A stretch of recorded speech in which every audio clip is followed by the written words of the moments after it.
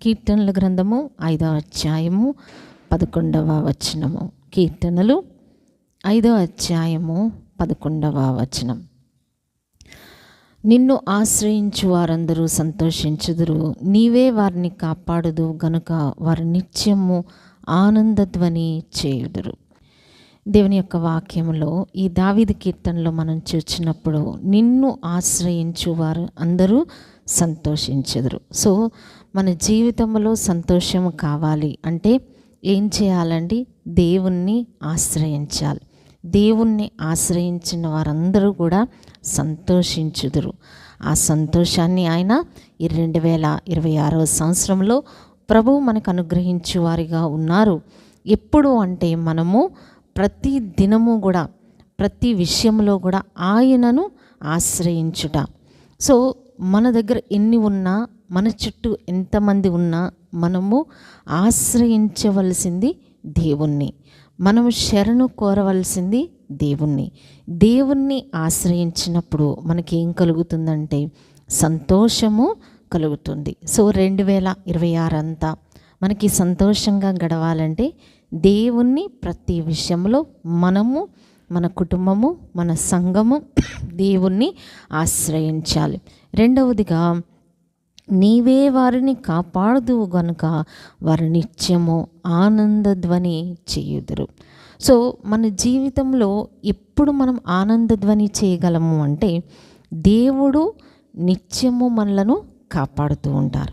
ఎప్పుడు మనలను కాపాడుతారండి? పైన మనం చూస్తున్నాం కదా, నిన్ను ఆశ్రయించే వారేమో సంతోషిస్తే నీవే వారిని కాపాడుదువు. అందుకే కీర్తనల గ్రంథం 91వ అధ్యాయం మనం ప్రతిరోజు ఎందుకు చదువుకుంటాం? ఆయన మనలను కాపాడుతారు, ఆయనను మనము ఆశ్రయిస్తాం. ఎప్పుడు కూడా మనము ఆయన రెక్కల క్రిందకు వెళ్ళిపోయినప్పుడు దేవుడు మనకి ఏమిస్తారండి? మనకు ఆనందధ్వని మనము చేయగలం. ఇప్పుడు ఆనందధ్వని చేయగలం ఆయనను మనం ఆశ్రయించినప్పుడు.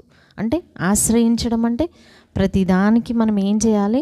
ప్రార్థన చేయాలి. ప్రభువా, ఈ విషయము ఇలా చేస్తున్నాను తండ్రి, నాకు ఈ పని సఫలం చేయి, ఈ కార్యము నాకు సఫలం చేయి, నేను ఈ పని మీద వెళ్ళాలనుకుంటున్నాను, నాతో మీరు రండి ప్రభువా, మీ కాపుదల భద్రత నాకు దయచేయండి. పిల్లలు స్కూల్స్కి వెళ్తారు, కాలేజెస్కి వెళ్తారు, మనం దేవుని చేతికి వారిని అప్పగించాలి.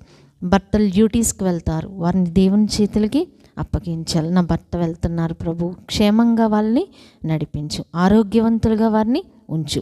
2026 అంతా మనకి సంతోషంగా ఆనందంగా గడవాలంటే ఏముందండి? కీర్తనల గ్రంథం 5వ అధ్యాయం 11వ వచనంలో మనం చదువుకున్నాం, నిన్ను ఆశ్రయించే వారందరూ సంతోషించుదురు. మన జీవితంలో సంతోషము, మన కుటుంబంలో సంతోషము కలగాలంటే ఆయనను మనం ఆశ్రయించుట.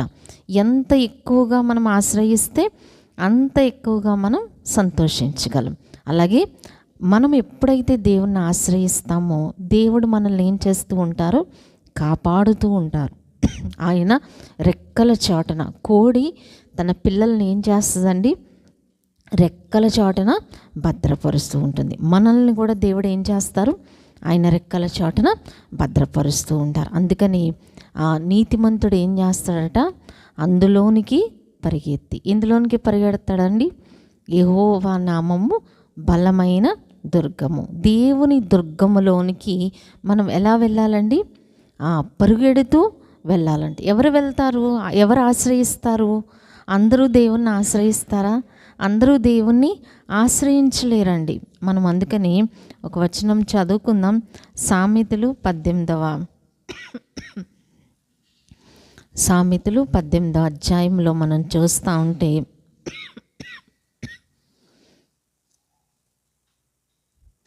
సామెతలు 18వ అధ్యాయం అండి 10వ వచనములో, యెహోవా నామము బలమైన దుర్గము, నీతిమంతుడు అందులోనికి పరిగెత్తి సురక్షితముగా ఉండును. సో ఎవరు ఈ దుర్గములోనికి పరిగెత్తగలరు? దుర్గము అంటే కోట. కోట అంటే మనకి ఆశ్రయమైన స్థలం. సో అంటే పగలు మనకి ఎండ దెబ్బ తగలకుండా, రాత్రి వెన్నెల దెబ్బ తగలకుండా దేవుడు మనల్ని ఏం చేస్తూ ఉంటారంట? కాపాడుతూ ఉంటారంట. సామెతలు 18:10 సిస్టర్ గారు 18:10. యెహోవా నామము బలమైన దుర్గము. సో దేవుని దుర్గములోనికి, దేవుని యొక్క కోటలోనికి మనం పరిగెత్తుకుని ఎవరు వెళ్తారండి? నీతిగా జీవించేవారే అందులోనికి పరిగెత్తగలరు. అంటే ఎవరు పరిగెడతారు? దేవుణ్ణి ఆశ్రయించుట అంటే దేవుణ్ణి అడగడం అన్నమాట. ప్రతిదానికి మనం దేవుణ్ణి అడగాలి.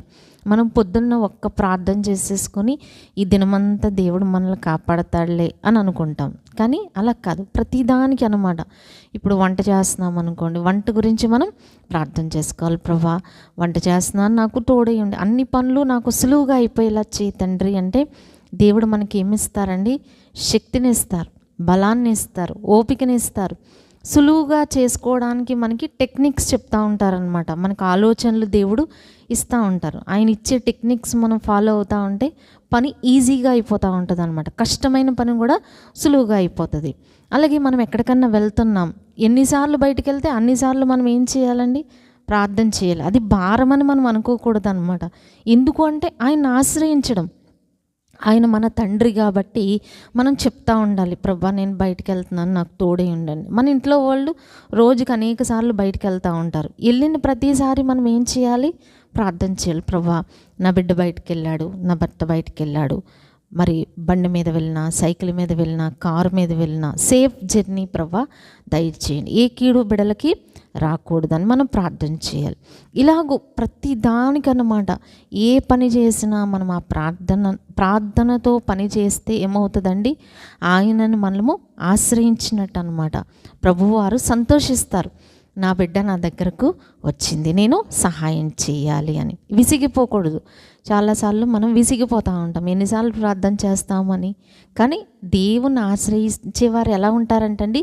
సంతోషిస్తారు. మనం చదువుకున్నాం కదా, కీర్తనల గ్రంథం 5వ అధ్యాయం 11వ వచనం అండి. కీర్తనలు 5వ అధ్యాయం పేజ్ నెంబర్ 454 అండి. కీర్తనల గ్రంథం 5వ అధ్యాయం 11వ వచనంలో ఏముందండి? నిన్ను ఆశ్రయించు వారందరూ సంతోషించుదురు. ఎవరు సంతోషించగలరు? ఎవరు ఆనందించగలరు? దేవుణ్ణి ఆశ్రయించేవారే. అందుకని అనుదినము ఏం చేయాలంటండి? ఆయన గడప యొద్ద మనం కనిపెట్టుకోవాలి, ఆయన ద్వారబంధం యొద్ద కాచుకోవాలి. ప్రభా, ఈ దినమంతా నాకు, నా బిడ్డలకు, నా కుటుంబానికి ఏ కీడు రాకుండా కాపాడుతండి. రక్షణ వాళ్ళు కోల్పోకూడదు, పరిశుద్ధత వాళ్ళు కోల్పోకూడదు, ఎక్కడ అపవిత్రమైన కార్యాలకు వాళ్ళు చోటు ఇవ్వకూడదంటే మనం ఏం చేయాలండి? మనం ప్రార్థన ఒక్కటే మనం చేయగలం. సో ఇక్కడ ఏముందంటే కీర్తనల గ్రంథం 5వ అధ్యాయం 11వ వచనంలో నిన్ను ఆశ్రయించు వారందరూ కూడా సంతోషిస్తారు. మనకి సంతోషం కావాలి అంటే ఆయనను మనం ఆశ్రయించాలి. అప్పుడు మన కష్టాల్లో మనం ఒకవేళ ఉన్నా ఆ కష్టాల్లో నుంచి ఎలా బయటపడాలో ఆయనే మనకు ఒక మార్గం చూపిస్తారనమాట. ఆయనే మనకు ఒక ద్వారం చూపిస్తారు. ఈ మార్గంలో గుండా నువ్వు వెళ్తే నీ కష్టము తీరుతుంది అని మనకి దేవుడు చెప్తూ ఉంటారు, ఆలోచనలు ఇస్తారనమాట. మనకి తెలియకుండానే ఒక మంచి ఆలోచన ప్రభు ఇస్తారు. మనం ఆలోచన ఫాలో అయినప్పుడు ఆ కష్టం మనకి తీరిపోతూ ఉంటుంది.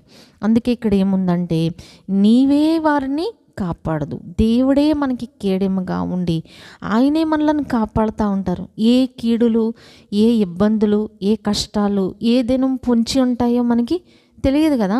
సో నీవే వారిని కాపాడదు గనుక వారు నిత్యము ఆనందధ్వని చేయుదురు. మనం ఎప్పుడు ఆనందధ్వని చేస్తాము? దేవుడు నన్ను ఇలా కాపాడాడు, ఈ కష్టంలో నుంచి దేవుడు నన్ను విడిపించాడు. మనమైతే కొన్ని సమస్యల నుంచి బయటపడలేం, ఎలా బయటపడాలో కూడా మనకి తెలియదు. కానీ మనం దేవుణ్ణి ఆశ్రయించినప్పుడు దేవుడు ఏం చేస్తారండి? ఆ సమస్య నుండి అద్భుతకరంగా మనల్ని బయటకు తీసుకొని వస్తారు. అందుకని దావీదు గారు అంటారు, నన్ను మహాజలరాశుల్లో నుండి ఆయన బయటకు తీశారంట. అంటే నీళ్ళు ఎవరన్నా కొట్టుకుపోతున్నారు అనుకోండి, వరదలో మనం వీడియోస్ చూస్తాం కదా, వరదల్లో కొట్టుకొని పోయే వాళ్ళని కాపాడడానికి ఎవరు సాహసించరు. ఎందుకు సాహసించరు?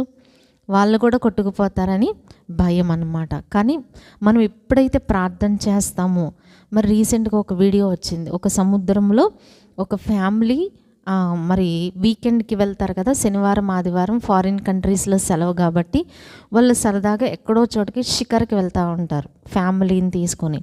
అలాగూ ఇద్దరు చిన్న బిడ్డలను తీసుకుని తల్లి తండ్రి షిప్లో వెళ్తున్నారంట. కొన్ని అవర్స్ పాటు వాళ్ళకి సరదాగా విహారం అనమాట. సో వెళ్తూ ఉంటే ఈ లోపల ఫొటోస్ తీసుకుంటున్నారు వాళ్ళ ఫ్యామిలీ అంతా. ఫొటోస్ తీసుకుంటూ ఉంటే మరి ఆ చిన్ని బిడ్డ అనమాట, 3-4 సంవత్సరాల బిడ్డ, వాళ్ళు ఫొటోస్ తీసుకుంటా ఉంటే ఆ కూతురు అందులోకి పడిపోయింది. వీడియో వచ్చిందనమాట. పడిపోతే ఎవరు వెళ్తారండి? షిప్లో ఉన్న వాళ్ళు వెళ్ళరు కదా. వెంటనే తండ్రి ప్రేమ గొప్పది అంటారు. ఎందుకు అంటే ఆ తండ్రి వెంటనే తను ఇంకా లైఫ్ జాకెట్ కానీ ఏమి వేసుకోకుండా వెంటనే దూకేశాడనమాట. దూకేసి ఆ బిడ్డను అమాంతంగా పట్టుకొని, మరి ఇద్దరి ప్రాణాలకి ముప్పే కదా, కానీ దేవుడు వాళ్ళని అద్భుతంగా కాపాడారనమాట. మరి అలాగూ అంటే తండ్రి ప్రేమ. మన దేవుడు కూడా ఎవరితో పోల్చుకున్నారండి? తండ్రి ప్రేమ. మనుషులు ఎవరు కూడా మనల్ని కాపాడడానికి సాహసించరు. ఎందుకు అంటే మనం ఎవరిని కూడా బ్లేమ్ చేయడానికి లేదు. ఎందుకంటే ఎవరికి ఉండే ఇబ్బందులు వాళ్ళకుంటాయి, ఎవరికి ఉండే భయాలు వాళ్ళకుంటాయి.